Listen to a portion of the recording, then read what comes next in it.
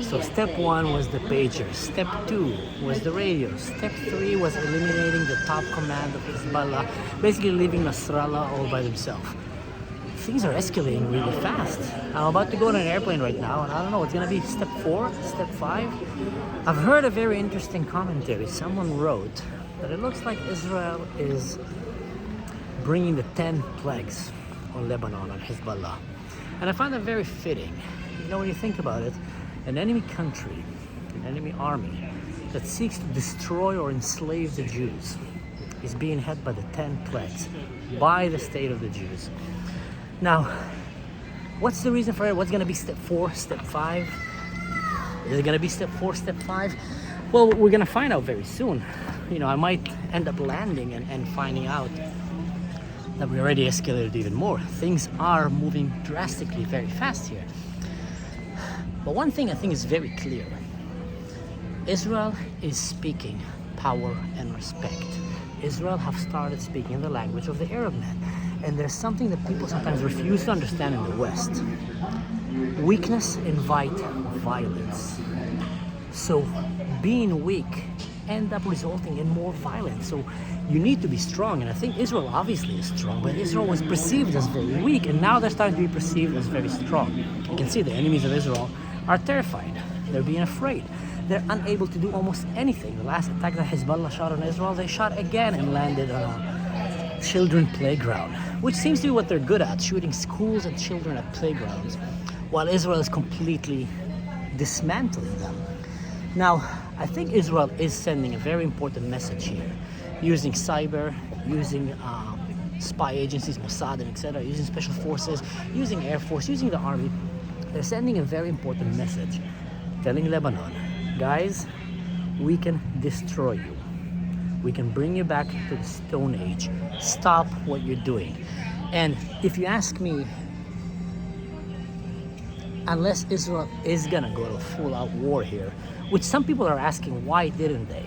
Because obviously when you have an enemy country and they have an enemy army that is sworn to destroy you and it's just waiting, the only reason it's not destroying you is because it can't, not because it doesn't want. It's literally because it can't. If it could, it would have. That's what Hamas did on October 7. They tried. If they would have succeeded, they would have genocided all the Jews, but they couldn't. So when you have that kind of enemy, the question is, what are you waiting for? What is Israel waiting for? Are they waiting for things to de-escalate? I don't believe a de-escalation can happen here. So one thing they might be aiming for, and that's what I'm thinking right now, if they're not going to go for a full-scale war to try to completely destroy Hezbollah, just like they're doing with Hamas, completely taking away their capabilities so they're not there. First of all, when it comes to fighting, you know, against Arabs, you don't need to only defeat them, you need to humiliate the ideology. That's not only Arabs. That happened also with Nazi ideology, with Empire of Japan, you know, back in the days where there were almost more, some people say that there were more evil than the Nazis. If you look at some of the units that they had, I forgot the name of that unit, it had a number, 7 something. That unit was in charge of doing human experiments on other humans, you know. They were literally dismantling people to pieces and putting them together. Anyway, it's very gory and disgusting. My point, look at Japan today. A beautiful country, considered one of the best countries in the world. Look at Germany today, the same thing. They were as evil, probably, as we see radical Islam today, as we see Hezbollah and Hamas. Some even say that they were less evil than these guys. At least they had some kind of culture and they brought some technology and advancements to the world. These guys are not bringing almost anything to the world aside from just destroying things and oppressing. So, long story short, what is it gonna be? What's gonna go and look? What's gonna be step 4, step 5? Is there gonna be step 4, step 5? I highly doubt that Israel would waste such capabilities that they did right now with the pages, with the radios, with the assassinations, just to keep things as they are. So Israel's goal, would it be just to bring Hezbollah to move away from the border so the people in the north can go back to their homes, or is it actually to completely eliminate that threat and the possible threat of October 7? Because bear in mind, Hezbollah is considered one of the strongest non-government armies in the world. They're considered stronger than some governments, even when it comes to you that. They're probably by far the strongest terrorist organization on the face of this planet. In terms of organization, manpower, training, leadership, they're not stupid. And anyone who underestimates them will pay a heavy price. So that's one question. Another question is, what's gonna be the response of the West? I mean, come on, guys, Americans, wake up, guys. The guy that Israel just eliminated, the number 2, he was the most wanted terrorist by the United States. He is in charge of the killing of Americans. He has about a $7 million bounty on his head. How many enemies of America, of Europe, does Israel need to eliminate while you keep calling Israel out and blaming them for doing the dirty job for you? Now, here's a difference that I've found between Israel and the rest of the world. When it comes to the safety of the Jewish people, when it comes to the safety of the Israeli people, because hey, that war was triggered in a way by the killing of Jewish people, my people, children. So let's call it that way. When it comes to the safety of the people of Israel, Israel is not going to wait. They don't have the privilege to wait. They're too small, too fragile, and there's only one Jewish state in the world. So they're not going to take risks. So anyone who is coming and trying to hurt them, and I think they're sending a very clear message right now, we're going to come for you, and we're going to make an example out of you. And Israel is starting to get back to the days where it was perceived as powerful and respected in the eyes of the Arab world. People might not like to hear that, but you can tell that to a lot of your extreme liberal friends that just think that every act of violence is evil. Well, let's wait until someone comes to rob them in their house, and no one that is strong and violent enough, like a police officer or a strong neighbor, is gonna come protect them. Then they will find out that actually, man, I wish I was capable to bring acts of violence so I can protect myself. So that the whole notion that everything strong is bad and everything weak is good is terrible. It's actually, weak people are the most dangerous people, because like I said, weakness invites violence. Strength invites peace. And that is so true in the Middle East. So anyway, I forgot what I wanted to say. My point is, I'm doing this video for you guys on my phone from the airport, and the reason is because I'm on the travel. I'm on a family vacation. I took my kid to a very remote, off-the-grid place in the woods of Oregon by a gold mine called The Last Chance.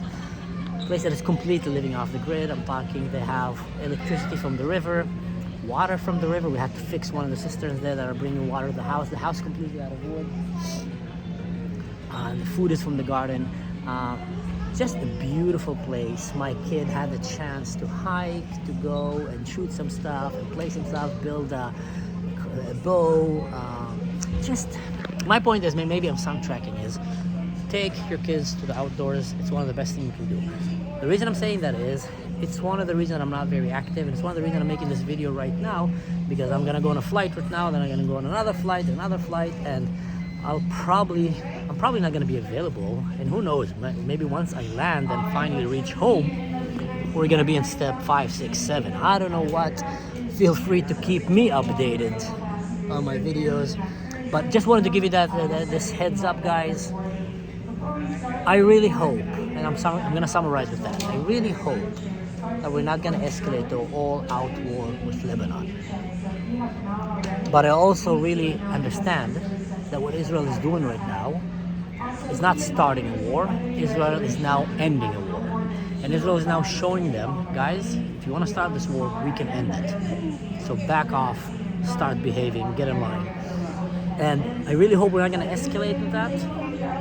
But I would not be moving that option from the table. I think there's definitely talks in Israel, and it's called, once you have the element of surprise, to keep going with it. Because at some points in life, we get to a point where war is not only inevitable, war is the answer. The only way to avoid war is if you do the work before that. But when you don't do that before, when you don't defend yourself, secure your border, educate yourself, ensure that your enemies are not going to be strong enough to come and bring war at you, just ignore all these things and play happy, hippie, then you're going to end up at war, and then the solution is going to be war. And the sooner you bring it, sometimes it's better. Obviously, the solution, the best solution is peace. But you need to be very naive to think that you can have peace with a bunch of jihadist terrorists. The lowest of lowest. Oh, and one more thing. This attack, which is probably the most precise anti-terrorism, counter-terrorism attack in the history of mankind known to us. Taking down 4,000 terrorists. Not killing them all, but taking them away. Without almost a single civilian casualty. There were just a few out there. It's unheard of. Usually you take one terrorist and you end up killing 5, 10, 30 people around. You know, if it's Israel, you probably end up killing one for two. But if it's, you know, when America did it or Europe did it, it's 60 people will die just to kill one terrorist. So imagine how many people would have died if you would have taken 4,000 terrorists. Now, Israel took 4,000 terrorists in one go with minimal risk to their forces and minimal risk to the other side. And they're still being called terrorists. It's unbelievable. I find this, you should ask yourself, whenever any friend of yours or your neighbor is going to tell you that Israel have committed a terror attack on Lebanon, ask them this question. How come when Lebanon shoots constant rockets on Israel civilians, killing children, aiming at civilians, you don't call them terrorists? But then when Israel actually kill terrorists, you call them terrorists. And that should be, I think, a very good question to help you divide where you stand and where they stand, and to understand the set of values that you are on and they are on. I'm not trying to divide people from their friends, but I'm trying to help people understand sometimes that maybe you need to pick up new friends, or maybe your friends are brainwashed so badly that they think the good is the bad and the bad is the good. And when that happens, you become a useful idiot and you become a very dangerous person to have around, or at least to share an opinion, because you're literally helping the bad guys. So anyway, guys, like I always say, feel free to click I'm not gonna have any link here, I'm doing this in the airport, but let's imagine that. Like, subscribe, share, go check my Patreon if you want to help support my channel so I can keep doing this work. And yeah, keep me updated about the 10th plague, the 10 plagues that Israel might be bringing on its enemies. Till then, see you later. Ciao.